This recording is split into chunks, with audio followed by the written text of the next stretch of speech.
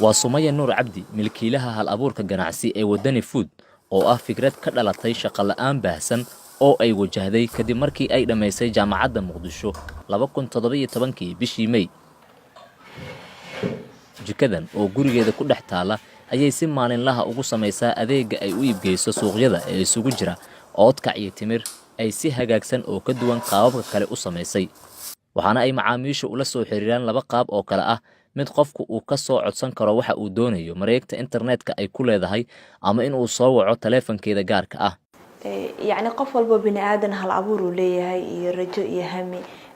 waxa igu kalifayna waxay tahay marka arkay dhalinyaro badan oo igu horeysay inay shaqo la'aan yihiin oo dhahayaan oo xilliga jaamacadda ku jiray xataa soo dhameynay lagu dhahay ku soo dhawo shaqo la'aanta magaalada marka qalinjamid xaflad qalinjamid ka qayb galay dad badan meeshii hambaliyada caadiga ay soo raacinayeen anaga ka horeyna shaqo la'aan banaanka u fadhino. Sumayo waxay subax kasta ku howlan tahay sidii ay ganacsigeeda bilowga ah u gaarsiin lahayd meel sare macaamiil badanna u heli lahayd. shaqadan oo ah mid inta badan ay dadka ay wax wada barteen u sheegeen inaanay u qalmin ayay iyadu aaminsan tahay inay tahay mid ay horumar ka gaari karto isla markaasna inta ay shaqo la'aan dhex joogi lahayd guriga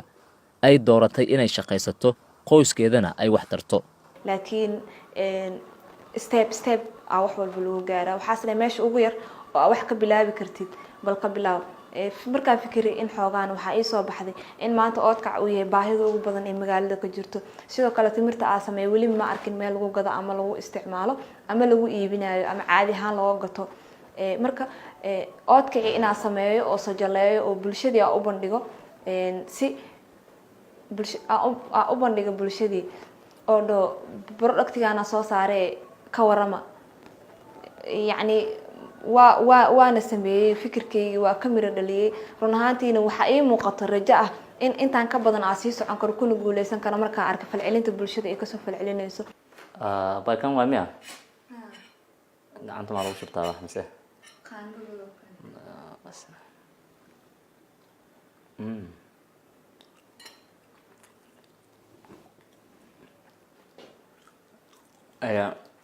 Wadani Foods Sumaya ayaa soo saartay oodkacan run ahaantiina tayadiisa aad u macaan tahay. waxa lagu sameeyay subag sama subaga lagu sameeyay sidoo kale waxa ku jirta filfil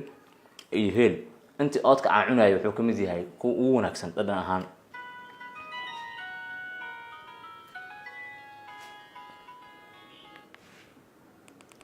Assalaamu calaykum walaal Wadani Foods. عليكم السلام والله waxaan u baahnaay xogtii adeeggan waxaan ku soo taleefanka ayaa u soo dhacay waa qofkii ugu horeeyay ee saaka soo waca waa macaamiil doonaya in loo adeego wuxuu dalbaday 1 kiilo oo oodkac ah iyo timir waxaana durba Sumayo ay u dhaqaaqaysaa inay qaado waxa laga sugayo. waxay u socotaa degmada Xamarweyne oo uu dalabka ka yimid.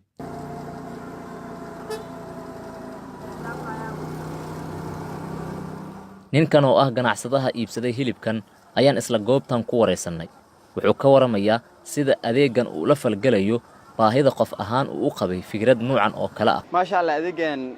waxa ku jira waa oodkac iyo timir yar marka waa adeeg fudud waxa lagu dalbadaa rooti yar aan ku dalbanaa maadaama suuqle yihiin hadda ka horaan gabadhan aan Facebook ka arkay waan dalbanay markan ka hore ahayd waa u xiisay marka maantana waa ii keentay wayna ku mahadsan tahay waa u begay marka waa adeeg yar oo fudud. Munasar Maxamed Cabdi Universal TV Muqdisho.